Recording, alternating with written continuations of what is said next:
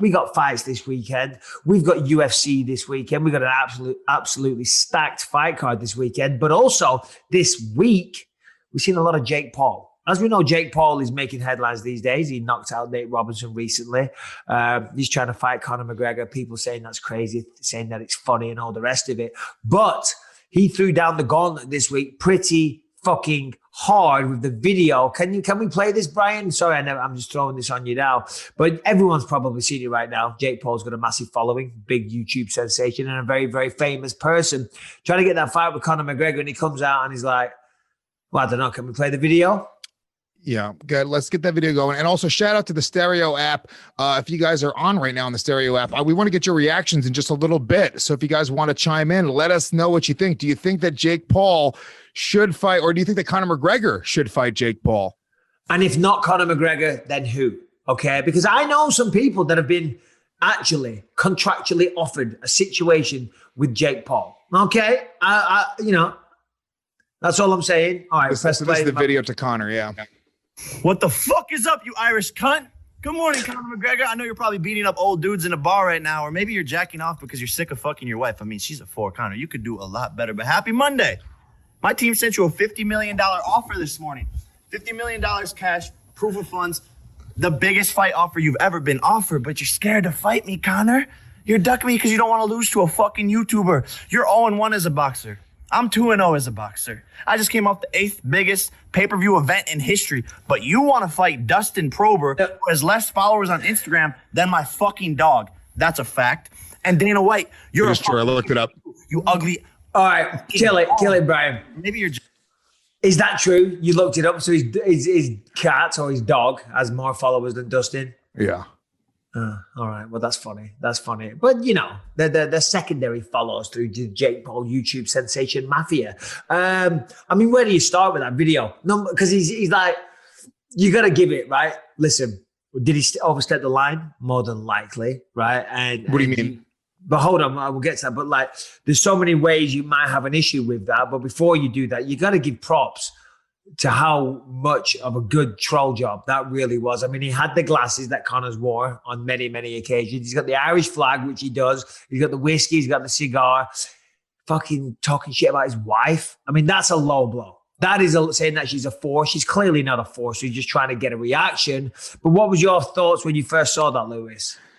Yeah, look, I appreciate a good troll. You know, we all do a little trolling. This is a Believe in Me podcast, baby boy. We appreciate a good troll. You know, on one level, as a fan of entertainment, I'm like, oh, this is fucking super entertaining to watch. My eyes are glued to Jake Paul. The prospect of him fighting Conor McGregor, I don't think that's going to ever happen, but it is very intriguing to watch. And as a fan of just overall the fight game and everything else, I think it's great. But also, it's like, I mean, it just seems like it's easy to sort of call for that fight when you know it's not going to happen.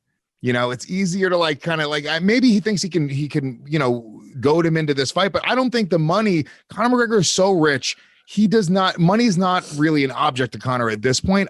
He can make, even if he makes $20 million to go and fight in the UFC, I think that that's more valuable to him than making $50 million to go fight a YouTuber. So I don't know. I'm sort of torn. Like, I want to see it and I don't want to see it.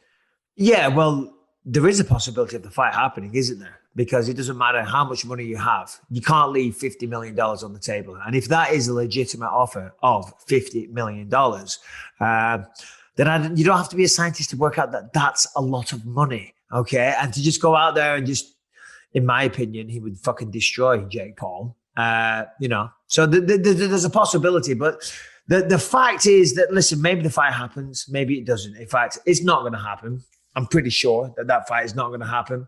But the fact that he went out there and he did that and he made that comment about his wife, I was like, whoa, you got to be careful, because you go out there and you can say these things, oh, well and good. You know, you go out there and it's just a promo. We're just trolling and all the rest of it. McGregor's fucking not going to take kindly to that. I wouldn't have taken kindly to that. You know, if I was in my fucking fighting prime and he was out there making comments about my wife, ooh, I might not have the fight, but I tell you what, you better stay out of my way, because if you've publicly, which he has, gone out there and insulted her like that, I mean, you never know. Conor might be the bigger man and just laugh, but I'd be pretty offended by that. I mean, maybe. I mean, if somebody called Rebecca a 4, it'd be like, okay, you're fucking blind. Rebecca's the most beautiful woman in California. You're out of your fucking mind. But the reality is 5. She's the 5. But I mean, look, Connor is fucking. I couldn't imagine that truly affecting him, right? I couldn't imagine, because the amount of people, the amount of people that say shit on the internet, the amount of internet tough guys. Connor's on the internet. He's on Instagram. He's on Twitter. People say shit like that to him probably all the time. You become very desensitized once you're famous. I'm not famous, and I've become desensitized to trolling. People can say whatever the fuck they want about me. It rolls off my shoulder, because the reality is anything you can say, somebody else has said it before you. So I can only imagine having millions and millions of followers. I'm assuming that it's not going to really truly affect him, but you're right. Maybe the $50 million, the X factor there is Conor McGregor could annihilate Jake Paul within a minute. I think he would truly just fucking end him within a minute, just knock him out, seriously hurt him. So just to come in and say, I'm going to make $50 million to just knock this guy out as the easiest payday he's ever had in his entire life. Maybe there's something there.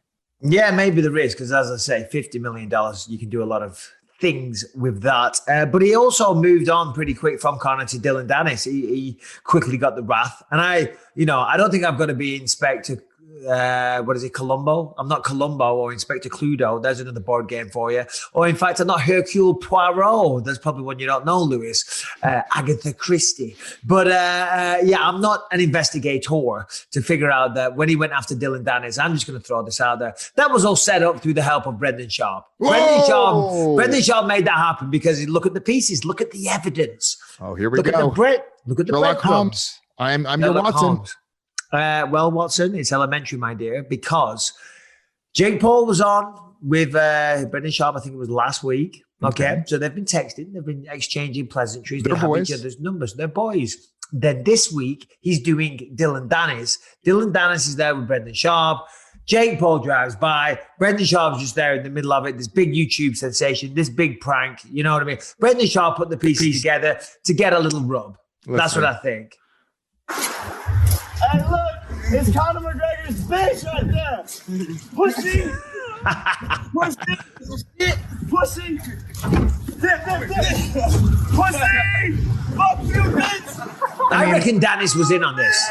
I think so too. A couple reasons. Number one, it's a viral moment. Obviously, they'll all be in on it. It'll be a nice big moment. Nobody really looks like a pussy there. Actually, Jake Paul kind of looks like a pussy, right? Because he throws toilet paper at him, and then as soon as Dillon Danis starts to approach the truck, he's like, dip, dip, dip, dip, dip. So, here's why I think it's all set up as well. Because after seeing that, once again, they're all there. They got the fancy equipment. They got the fucking booms. They got the cameras. They got all the rest of it. He's throwing water balloons. Which, is it water balloon? I thought it was toilet paper. No, water balloons. Toilet paper would have been even worse. But still, water balloons. And no one else approaches the van. Dillon is the only one. You know what I mean? No one else even thinks about taking a step forward. So that, in my opinion, and I could be wrong, I think is a totally planned PR stunt for everybody involved. I agree. And, more power to them. Everybody's talking about it, Dillon so Danis. Yeah. Dillon Danis, he's an interesting character.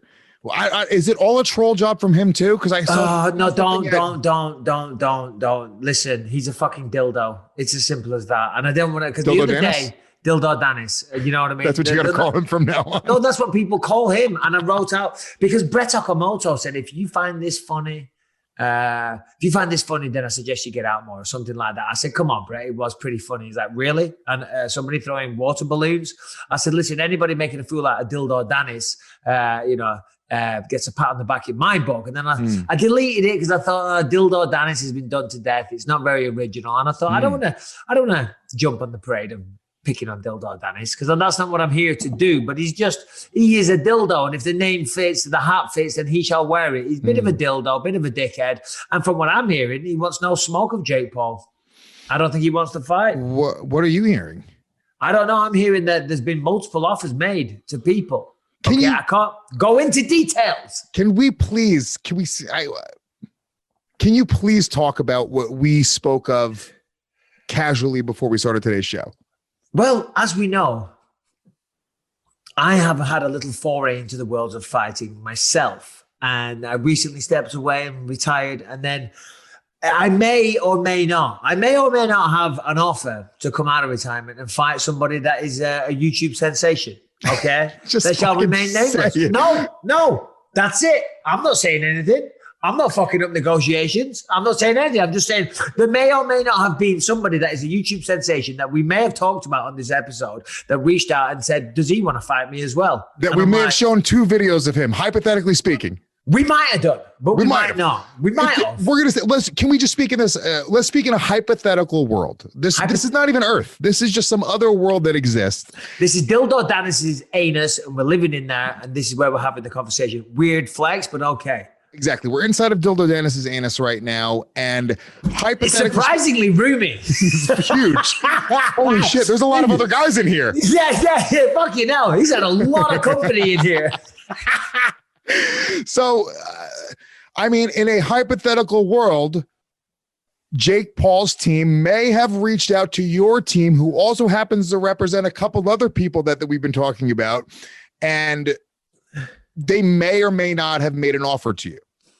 Potentially, hypothetically, may or may not. Cat out of bag and all that good stuff, but still watch this space. But we can have a hypothetical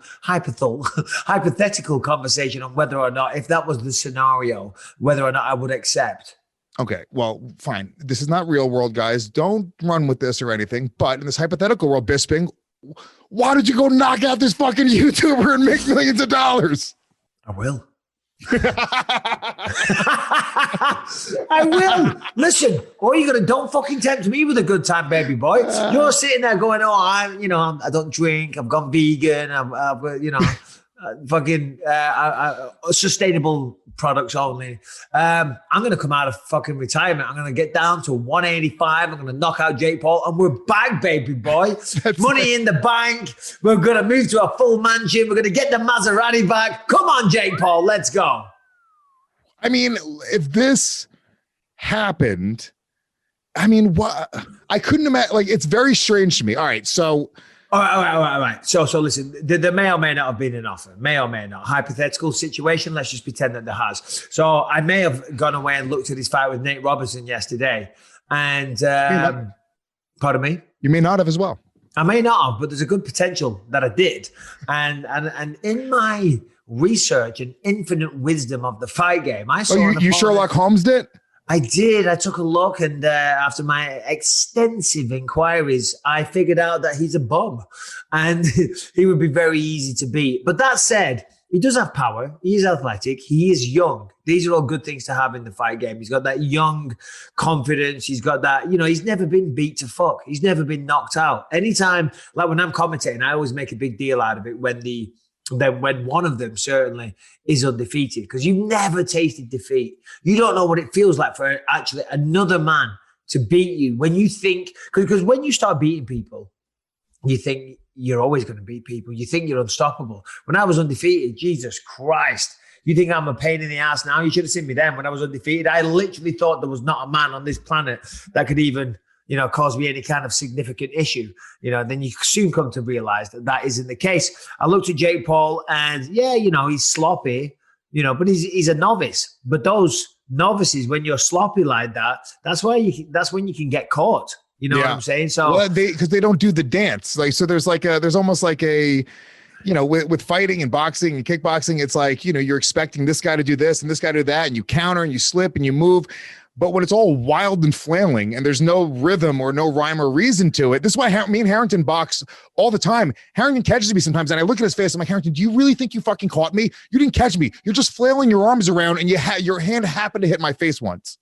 They don't follow the rules. Although on that scenario, I actually spoke to Harrington and explained the rules very well. And so I think when he did connect with you, Lewis, that was a legitimate punch that day. No, but you're right. When people are amateurs, they don't follow the rules. There's certain things when you throw a right hand, there's a certain way your head moves and the footwork and things like that. But they don't know any of this stuff because they're not trained and they don't have conventional moves. You know what I'm saying? They do flail, they do windmill, they do close their eyes and just pray and swing. And sometimes you get fucking hit. And I tell you what, there's not enough money on this fucking planet to have me going out there and being the scapegoat with Jake Paul hitting me with a flailing shot and knocking me out unconscious. I mean, I thought it was a fall from grace when I went from Madison Square Garden to the Shanghai fucking whatever arena it was. Then I'm cornering you with who was it? He was in the main event. Ryan O'Neal. You got Ryan O'Neal. No, we got that other guy in the glittery underpants on roller skates. Oh, it was Jason Ellis versus Yeah. What's his fucking name? Whatever, it doesn't matter. But I thought that was a fall of grace. Imagine getting knocked out by a fucking YouTuber in front of millions of people. I don't think I could show my face again. Well, what are you going to do here? Hypothetically speaking, if it ever happened. Well, I've never ducked a fucking challenge in my life, baby boy. And I'm not going to start now, but I mean, are you seriously considering this? Are you legitimately considering this? If I was given a proper offer, then I would definitely do it. I mean, I don't know where we would do that, whether we do it on stereo or on YouTube or wherever it is, on the stereo app, that is. Yeah, listen, Jake Paul, you want to fight? You want a real challenge? Here I am. And listen, I don't need the money and I certainly don't need the fame, but money comes in handy. It does make the world go round. I don't need it, but I'll take it. And I want a little excuse to get back in shape. So Jake Paul, this isn't going to happen. But if they did make a very, very firm offer, then I couldn't leave it on the table, could I?